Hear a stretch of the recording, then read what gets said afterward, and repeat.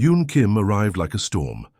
Tall, with sharp features and piercing eyes that seemed to analyze everything in milliseconds, she represented everything Jay found challenging. Her first words were a blunt critique of the research methodology he had spent months developing. "Your approach is fundamentally flawed," she stated, her accent crisp and her tone unapologetic. Jay felt his carefully maintained composure crack. Years of academic training and research had prepared him for many challenges, but not for someone who could dismiss his work so casually. The research center's massive observation deck became their battlefield of intellectual sparring. Each discussion turned into a heated debate, with neither willing to concede even the smallest point. Their research team watched with a mixture of fascination and discomfort. The tension between Jay and Yoon was palpable, two brilliant minds locked in a constant state of professional confrontation. Communication became a series of terse emails, sharp remarks, and passive-aggressive technical reports. What made their conflict more complicated was their undeniable individual brilliance. Jay's meticulous data analysis complemented Yoon's intuitive understanding of complex planetary systems. They were, in many ways, the perfect research team, if they could overcome their mutual distrust. The project involved studying atmospheric changes in a recently discovered exoplanet. Thousands of hours of data, complex computer simulations, and rare observational opportunities hung in the balance. Their personal conflict threatened to derail a mission that could potentially revolutionize human understanding of planetary dynamics. Their first major disagreement erupted during a critical simulation analysis. Yoon proposed a radical interpretation of the atmospheric data that contradicted Jay's carefully constructed model. What started as a professional discussion quickly escalated into a shouting match, with technical jargon flying like verbal weapons. "Your model doesn't account for the quantum fluctuations," Yoon argued, her hands gesturing dramatically. "Quantum fluctuations are theoretical at this scale," Jay retorted, his voice rising. "We need empirical evidence, not speculative assumptions." Their research supervisor, Dr. Lee, watched with growing concern. The mission's success depended on their ability to work together, yet they seemed more interested in proving each other wrong than advancing scientific understanding. Behind the professional facade, both Jay and Yoon carried personal burdens. Jay had always been an outsider, too analytical for most social interactions, more comfortable with mathematical models than human connections. Yoon carried the weight of representing her entire research community, determined to prove that her species could contribute meaningfully to interstellar research. As weeks passed, their initial hatred remained constant.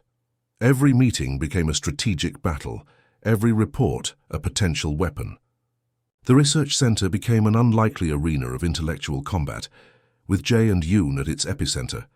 Neither knew that their forced collaboration was about to take an unexpected turn, a journey that would challenge everything they believed about professional relationships, scientific discovery, and the very nature of understanding between different species. The stage was set. The tension was building, and somewhere in the vast complexity of their research, a transformation was waiting to happen. Would you like me to continue with the next part of the story, maintaining the same engaging and natural storytelling approach? The research vessel hummed with an ominous vibration that Jay immediately recognized as trouble. Warning lights flickered across the control panel, transforming their routine planetary survey into a potential disaster. Outside the reinforced windows, the stark landscape of an unknown moon stretched like a lifeless canvas. "We're losing primary power systems," Yoon called out, her fingers dancing across the emergency control interface. Gone was the combative researcher. Now she moved with precise, calculated movements, born of intense training and survival instinct. Jay gripped the secondary navigation controls, his mind racing through possible emergency protocols. Years of academic preparation hadn't truly prepared him for an actual spacecraft crisis. The vessel shuddered violently, metal groaning under immense gravitational stress. Their crash was anything but graceful. The research module skidded across the moon's rocky surface, throwing both researchers against their safety harnesses. Sparks erupted from damaged electrical systems, filling the cabin with an acrid, burning smell. For several moments, Absolute. Silence dominated. Yoon was the first to move. A thin trail of blood traced her temple, but her eyes remained sharp and focused. "Systems check," she muttered, more to herself than to Jay. Her professional training overrode any potential panic. Jay's survival kit contained limited resources: emergency rations, a basic medical kit, and communication devices with rapidly depleting power.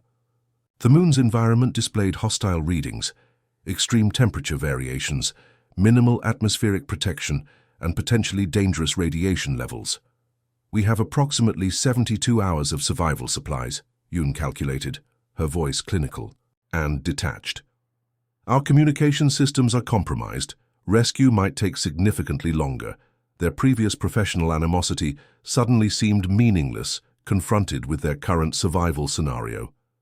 The moon's desolate landscape offered no sympathy, no room for interpersonal conflicts. Survival would require complete collaboration. Jay discovered an unexpected strength in Yoon's methodical approach. While he excelled in theoretical analysis, she demonstrated practical survival skills. She understood how to conserve energy, create makeshift protective gear from their limited resources, and assess environmental risks with remarkable precision. Their first night proved challenging. Temperature dropped dramatically, transforming the moon's surface into a freezing landscape. They huddled together in the damaged research module, sharing body heat and rationing their limited thermal blankets. "Your body temperature regulation is inefficient," Yoon commented, her scientific observation lacking any malicious intent. "We'll need to minimize unnecessary movement and preserve our energy resources." Jay, who had always considered himself somewhat physically weak, surprised both of them with his adaptability. He used his mathematical skills to calculate optimal survival strategies, creating intricate plans for resource management and potential escape routes. In the bustling corridors of the International Space Research Center, Jay Park stood out as a quiet yet brilliant researcher. At 32, he had dedicated his life to understanding the mysteries of distant planetary systems, always preferring the company of his advanced scanning equipment to human interaction. His colleagues often joked that he was more comfortable with data streams than actual conversations. When the announcement came about a joint research mission with an alien scientist, Jay felt a mix of professional excitement and personal dread. He had heard rumors about the alien species, the Krylon researchers known for their intense and direct communication style. The mission briefing detailed a groundbreaking collaborative project studying rare atmospheric phenomena in the Epsilon. Sector. Communication became less about winning arguments and more about mutual survival. Each discovered unexpected depths in the other. Yoon's dry humor emerged during tense moments, while Jay's analytical mind provided structured problem-solving approaches. Their survival kit contained experimental technology, a multi-purpose device designed for planetary research. Jay realized they could modify its components to potentially enhance their communication and tracking capabilities. Yoon's technical expertise complemented his theoretical understanding, allowing them to jury-rig a potential rescue beacon. Days passed. Their initial hostility transformed into a strange partnership. Shared challenges stripped away professional facades, revealing two brilliant individuals united by an extraordinary circumstance. "We might not survive," Yoon said one evening, her voice unexpectedly soft. "But if we do, our research could change everything we understand about interstellar survival." Jay looked at her, seeing beyond their previous conflicts. In that moment, they were no longer just researchers from different backgrounds, but partners fighting against seemingly insurmountable odds. The moon continued its silent, indifferent rotation. Their survival hung in a delicate balance, their fate intertwined more closely than either could have imagined during their initial confrontational meetings. Would you like me to continue with the next part of the story, maintaining the same engaging narrative style? The damaged communication array lay spread across their makeshift workspace, a testament to their combined determination. Jay's hands moved with unexpected delicacy, his fingers carefully manipulating microscopic circuits while Yoon provided precise guidance. What had begun as a forced collaboration was slowly transforming into something more nuanced. During one particularly challenging repair session, Yoon unexpectedly shared a story from her home planet. Her voice carried a rare softness, revealing the cultural pressures that had shaped her rigid professional persona. She spoke of childhood expectations, of being the first in her research community to pursue interstellar scientific exploration. "In my culture," she explained, carefully holding a delicate sensor component, "individual achievement is viewed as a collective responsibility. Every breakthrough represents not just personal success, but hope for our entire community." Jay listened, realizing how little he truly understood about her background. His own journey had been solitary, years of academic pursuit driven by personal curiosity rather than communal expectations. The contrast was striking, yet somehow complementary. Their equipment repair became more than just a technical challenge. It transformed into a metaphorical journey of mutual understanding. Each broken circuit, each carefully reconnected wire represented their growing connection. A sudden radiation warning interrupted their work. The moon's unpredictable environment presented constant challenges. Jay's quick calculations revealed a potentially dangerous solar radiation spike approaching their location. Their survival would depend on perfect coordination. "We need to create a temporary radiation shield," Jay announced, his voice calm despite the potential danger. Years of research had prepared him for theoretical challenges, but this was raw, immediate survival. Yoon's practical skills emerged brilliantly. She suggested modifying their research module's exterior panels, using limited resources to create a makeshift protective barrier. Her hands moved with practiced efficiency, cutting, welding, and reinforcing materials that were never designed for such a purpose. Their near-death experience came unexpectedly. While conducting an external equipment check, a sudden meteorite shower threatened to destroy their already fragile shelter. Jay spotted the incoming debris milliseconds before impact, shouting a warning that saved both their lives. They dove back into the module, meteorites creating small craters around their landing site. The moment suspended between terror and relief created an unexpected intimacy. Yoon's hand, still gripping a protective tool, rested momentarily on Jay's shoulder, a gesture of unexpected gratitude. Personal stories emerged during long repair hours. Jay spoke about his childhood as a quiet, bookish student often overlooked by his peers. Yoon shared memories of rigorous training that shaped her into the disciplined researcher she had become. Their conversations peeled back layers of professional armor, revealing vulnerable human experiences. The repair work continued, but something had fundamentally changed. Their communication shifted from terse technical exchanges to genuine conversation. They discovered shared passions, a deep curiosity about universal mysteries, a commitment to scientific understanding that transcended individual or species differences.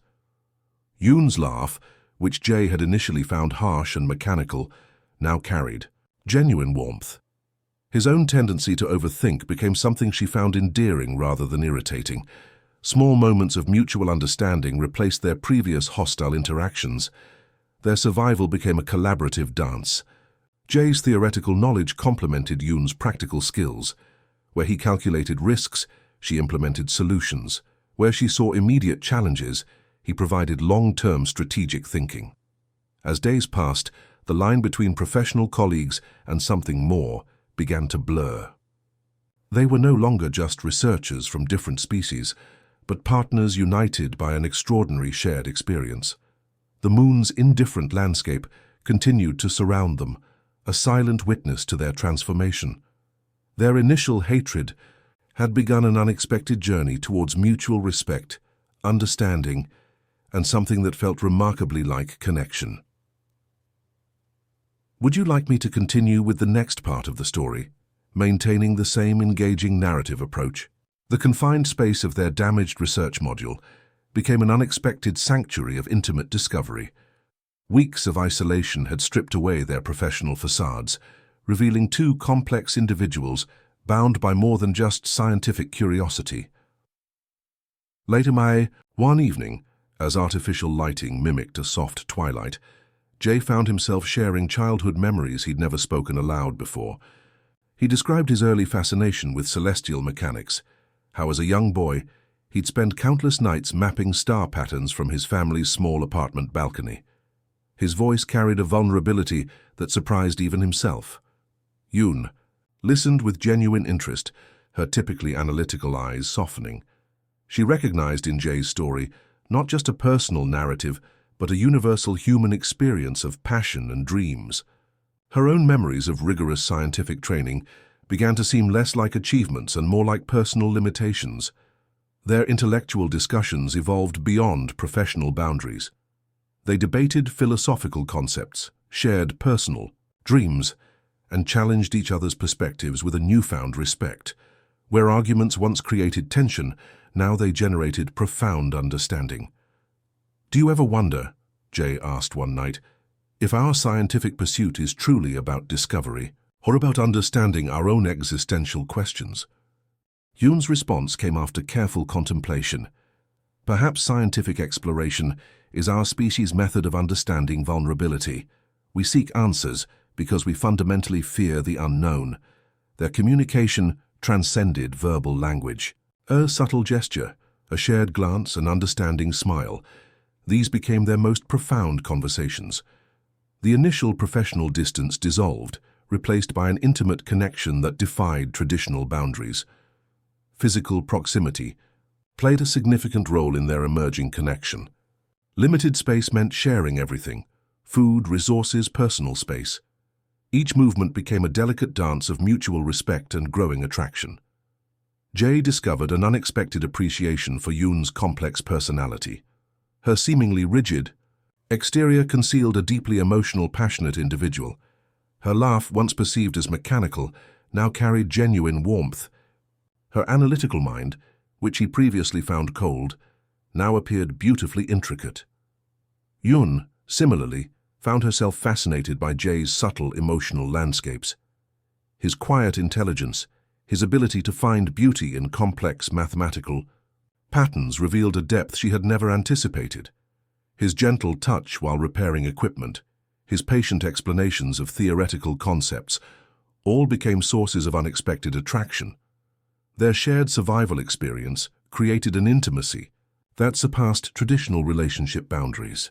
They understood each other's strengths, weaknesses, fears, and dreams with a clarity few humans ever experience. One particularly challenging repair session became a turning point.